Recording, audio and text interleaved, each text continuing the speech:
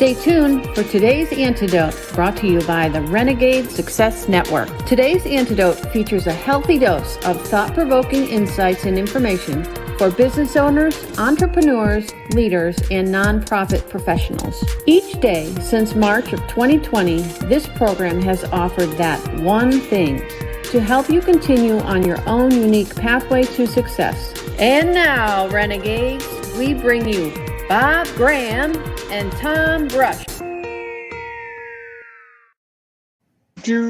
Hey, Tom, good morning. From my car again. Good morning, Bob. It's good to see you out and about this morning. That's it.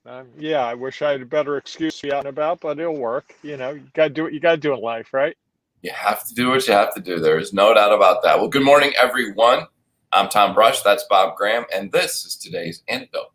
Our daily broadcast that we have been doing since March of 2020 as a way to provide one thing, not only for us, but hopefully for you to help you move forward when you get stuck.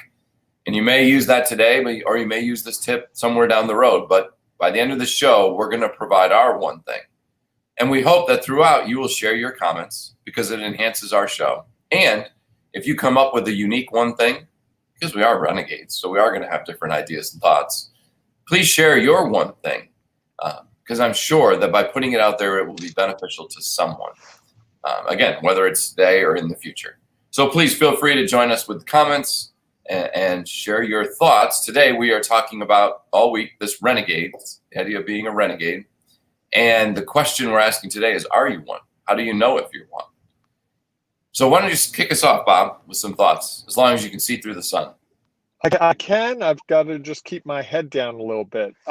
It's a great topic. It's what started you and me on this journey more than a year ago, really. And it's something that I'm still trying to define for myself and for other people. The best way I can define what a renegade is right now, I think today, is someone who sees the world a little differently than everyone else and wants to make a difference. How's that? I like that. Very short and sweet and succinct and right to the point. Okay, I like that. So that's what Bob thinks is, are you what it is to be a renegade? Are you a renegade? I think I would add that, for me, it's just choosing your own path and not worrying about what others say and whether they're going to say it. And that what's interesting is I think in some ways, so many of us do that already. It's funny. We have people who join our Facebook group, and one of the questions we ask is, why are you a renegade? And many say, I'm not sure I am. And what's interesting to me about that is that we are all renegades, right? We all have our own path, and we are all trying and making decisions about how to go along it. The challenge is feeling comfortable with that, I believe, and getting comfortable with saying, you know what, this is what I'm going to do. And that's what's real for me. And it's okay if others don't agree. And I think that's the hardest part, is we feel like so often we want to please everyone. We want people to buy into what we're selling, talking about, presenting, whatever the case might be. And yet that's not going to happen. It's just not. We're never going to find a way to please everyone or to provide something in a way that everybody is interested in it. And so I think the more we learn to accept that, the more we can start to understand that that's what we believe is what being a renegade is. At least what I believe is what being a renegade is. I think another piece of that, Tom, is that renegades, because we're creating our own unique pathway, are often going into the unknown more than the average person. If you think, I can think back to jobs where after I was at a job for maybe a year, I pretty much knew what was coming every day. There weren't a lot of surprises, occasionally, but not big surprises on a daily basis. I can tell you, as an entrepreneur, I have no idea what's going to happen later today. I've already had 2 client issues, and it's not even 8:30, and that's not atypical, and that could be very unsettling, or it could be something that I find actually appealing. I like the uncertainty in the big picture. Sometimes I don't like, is this the right move? Is this the right action? Am I doing the thing that's going to get me where I want to go? But what I'm realizing over the last couple of years is, even with that uncertainty, as I step into it, I start to draw on things where I was certain in the past, and that helps me take that next step. Am I making any sense? Yeah, no, absolutely. I think one of the things that, the whole thing of uncertainty is we don't want to stand out. In the past, I think for a long time, you were kind of an outcast if you stood out. If you did things that not everybody else did, or you looked away that not everybody else did. And Not be anyone, right? Correct. Anyone. Yeah. Okay. The way you said you, I thought it was me. I was like, whoa, geez, Tom's calling me an outcast. Not at all. I think that was the perception for a long time. That was what was real. That if you, in the 50s, if you didn't have a job that you were at for 40 years that you retired from, that was unique. That was different. And people, I think, sort of look like, why are you doing that? Just go get a job wherever. And, I think it's interesting. I worked at 2 public institutions and everybody wanted a job there.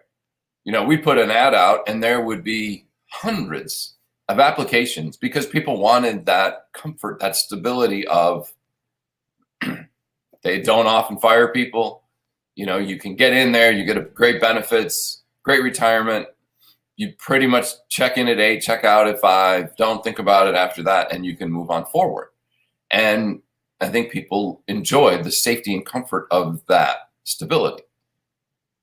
I think that as time has changed, people are looking for more. They want something else. They want something unique. Not everyone, but I think those are that if you're that person who is looking for something unique, something different, you don't mind taking a chance, taking a risk, and figuring out what are the results from that. I think that then you're in the ball field of being a renegade. I also think, Tom, as you said, that whole idea, that 8-to-5 job, I started to cringe. I've been there, I've done that. That doesn't appeal to me. And I think for a lot of renegades that go to work at a set time, come home at a set time, do the set work is what they least appreciate because it feels very confining, very constricting, very programmed in a way that I think people that are renegades want to get out of that box. They want to be the ones to push the walls on the box and go in new directions because they see opportunity and they also see something that's just stuck in their head and they've got to fulfill it. They get, they hear the voice louder and louder and louder until one day they just go, you know what? All right, fine. I'm listening. Let me try something different. Yeah, I think that it's that, one of the things I always found was most people just wanted to do what they'd always done. Higher ed moves at a snail's pace when it comes to change. And I understand that there's some reasons for that. And I think it holds them back. It limits them from what the opportunities truly are. And then if you're that person who's in there trying to create some change, you get a lot of pushback because people get very comfortable in, this is my role, this is what I do. I don't want to upset the apple cart. I'm just going to keep doing it. And yeah, they make minor tweaks and they do some things a little bit differently, but real change is one of those things that is just kind of frowned upon. And if you're someone who's sharing ideas that go outside of what we have always done, sometimes you don't always fall in line with what's happening. And you're not always, you're not in a space where people are like, oh yeah, this person, they're like, why are they trying to not be part of the team? They almost see it as you're going against us rather than that this is just what you believe and you're willing to share what you believe. And that is how you are trying to move forward. You're trying to make a difference. Tom, I'm not able to see the comments. I'm going to guess we have some comments. Are you able to call them up and read them? Because I am. I haven't figured out who they are. We have one that says you guys are up early. Good morning. I think we started at 8:01. I'm not sure that that's that early. But okay. For us, that might be early. See, we're renegades. And then we got this comment. It says, when your parents grew up during the Depression, we as their children were taught to take the safe and stable road. Personally, my vision as a young man was to move forward and go where I could be the most successful. I am still the same today. Change has always been a good thing in my life. And I like that. I mean, I like to think of change as not, me, good or bad. It just is change.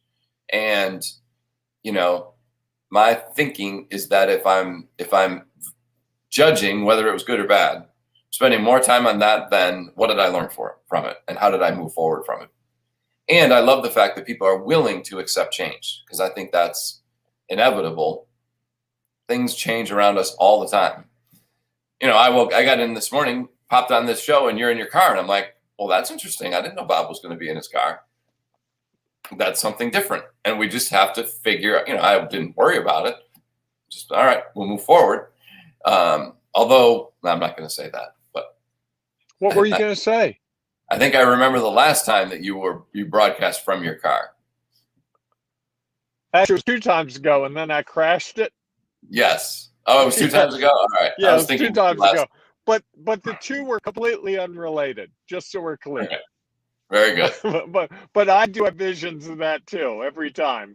Actually, that comment about your parents was from John Cerisi. So thank you, John, for sharing that, and for that's great.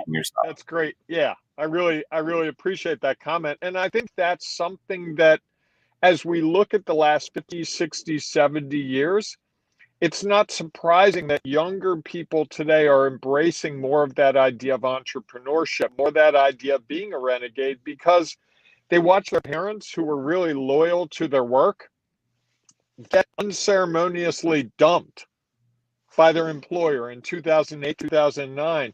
And I taught some of the students that lived through that era, and to hear someone who's went through that when they were a teenager, when they were 8 and 9, suddenly daddy's home every day because he lost his job. The loyalty that you feel to work, or mom lost her job, or mom's working more hours because dad lost his job, or vice versa. Those moments really crystallize to you that the only person that you can really ultimately trust is yourself. And I think organizations for a long time had this incredible sense of loyalty to the companies we worked for. I certainly know I did, but certainly I've seen that they don't always have to be loyal to me. One organization that I really liked working for said to me, "You won't get a raise going forward. You've capped out." Another organization I worked for decided that they didn't want to renew my contract. Those are not the things that you saw 30, 40, 50 years ago. 40, 50 years ago, they just moved you to a different job. Right. And you wound out the clock until you got to that 30 or 40 years. You got your watch and you went on to retirement. But we see that's changed dramatically. And here in Baltimore, the best example of that is all the people that worked for Bethlehem Steel for years. And then Bethlehem Steel folded up. And some of those people lost their retirement in the process. So they go from giving their entire life. You can't help but notice that. And I think it trickles through our whole view of work, that work is not the way it was. When we first got out of college time, going to work, it's like every job I went to, I thought I'd be there forever. I've come to realize that is so not the reality. And it's funny because it colors me working with clients. I know that my clients are not going to be there forever either. And that makes it somewhat more unsettling at times, but it also makes it liberating, because there is an ebb and flow in business. And I think companies have realized that. Companies do what's right for the company, and I don't blame them. I'm not saying they're doing anything wrong, but it's a different business climate than it was 30, 40, 50 years ago. And as a result, I think entrepreneurship and going out on your own and doing what you're meant to do without all the structure of a 40-hour-a-week job is becoming more popular every year. Well, and I think that now that most people have worked from home, they are starting to appreciate what that looks like in a lot of ways. They appreciate some of the challenges. How do I stay focused at home when there's lots of other distractions? And how am I able to deal with those distractions because I am here, because I'm at home, rather than getting that phone call at work and stressing about, well, I don't know what I'm going to do. My kid is sick. I need to go home. pick them up from school and I need to leave work. And so I think that there's a lot of, it's been interesting for people to experience what it's like to work at home. When others of us, how many people had never used Zoom before? And when people would say that to me, I'm like, I've been using it for 3 years. It's not that big a deal. And so I think that change was different. And I think that everyone's probably has different feelings about how that went. I'm sure there are many people who can't wait to get back to the office, who can't wait to get back to that community that they had, or that desk or routine that they had where the coffee station was there and every day at 8:30 they'd go make their coffee and then they'd come back, and that's fine. I think that's their choice.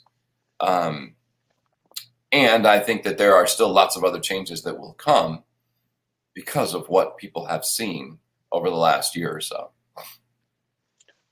And I think that we will see entrepreneurship and this renegade approach expanding in the coming years, because I think companies are going to shift how they go about business. I think they're going to close up offices and change things. And I think people are going to see a different kind of workplace in a lot of respects. I think the water cooler and the lunchroom that you were describing a minute ago, I'm not sure that's coming back.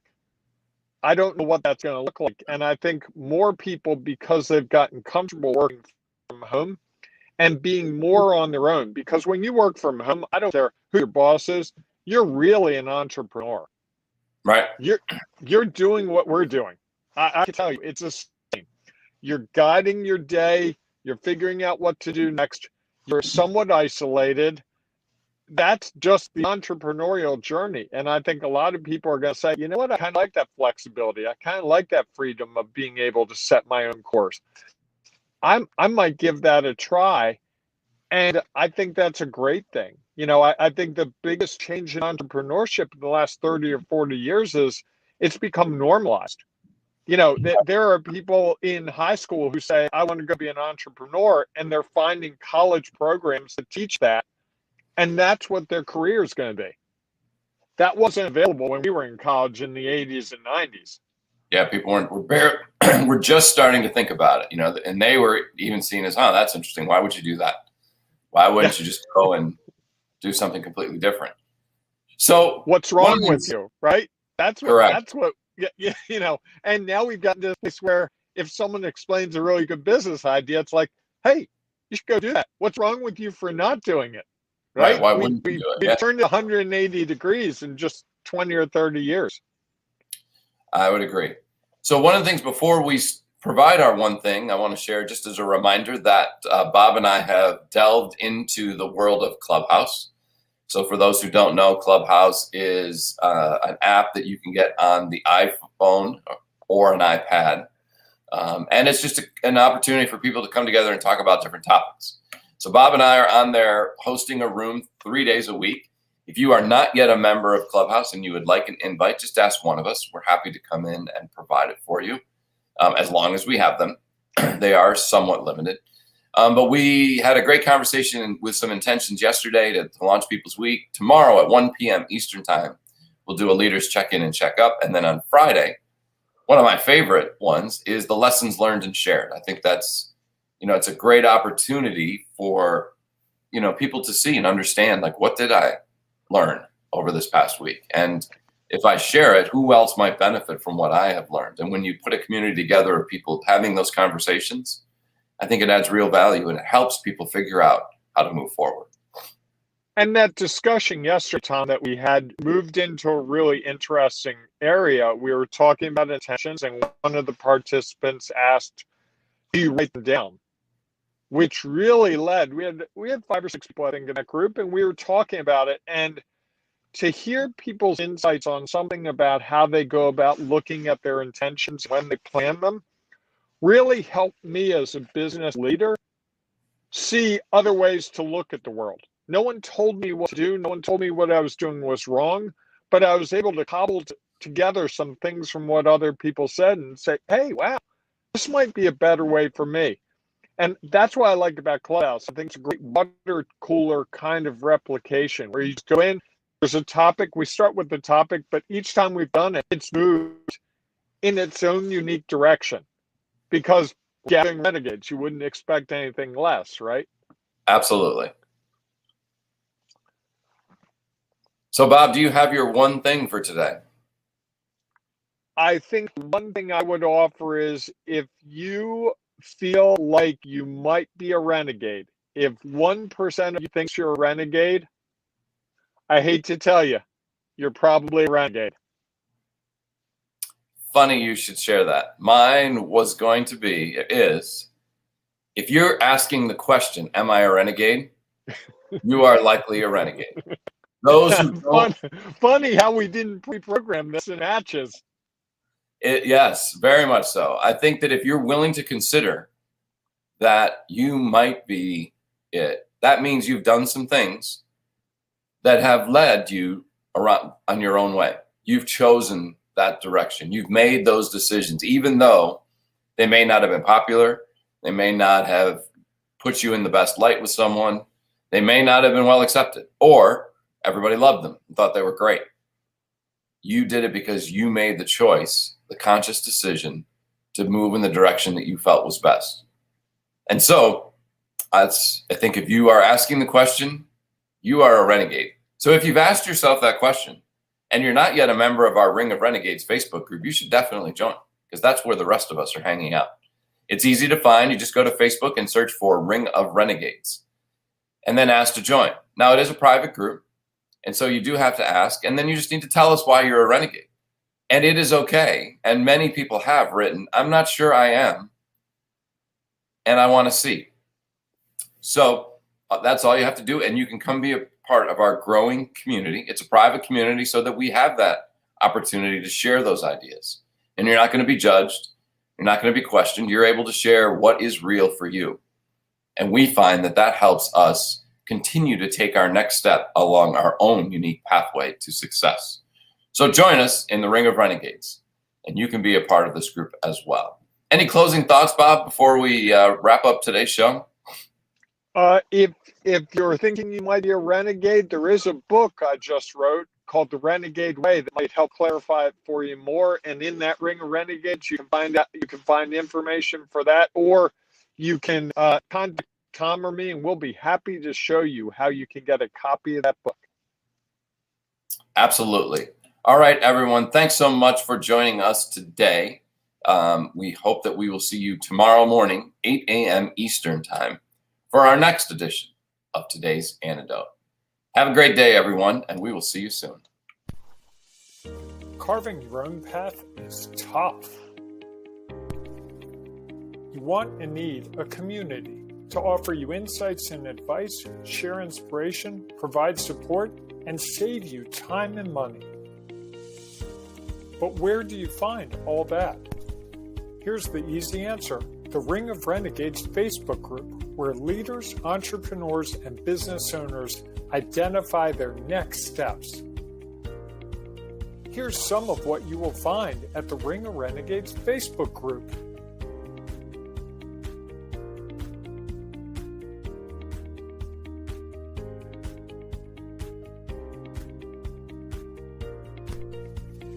Just go to ringofrenegades.com and join today. Find and accomplish those next steps.